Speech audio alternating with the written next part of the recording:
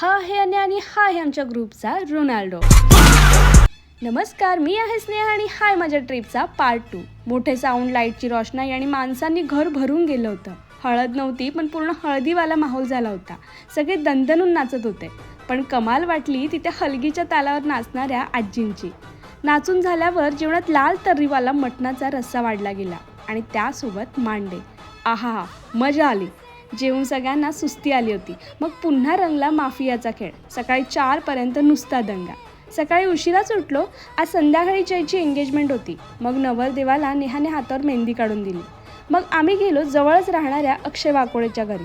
त्याच्या आई वडिलांना भेटून थंडगार माझा पिऊन समोरच्या झाडावरच्या चिंचा खाऊन आम्ही मधुरच्या घरी जायला निघालो। तिकडे जात असताना आम्ही एक इलेक्ट्रिसिटी जनरेशन प्लांट पण दुरून पाहिला।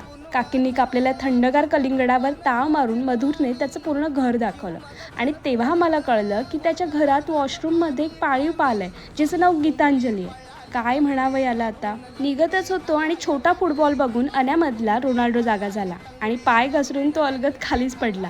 आमच्यासाठी हे नवीन नव्हतं, उलट तो अजून पडला कसा नाही याचाच विचार करत होतो आम्ही। प्रत्येक ग्रुपमध्ये एकतरी धडपडा मित्र असतोच। मग त्याची टेर खेचून पोटभर हसून आम्ही मसाला दूध प्यायला गेलो।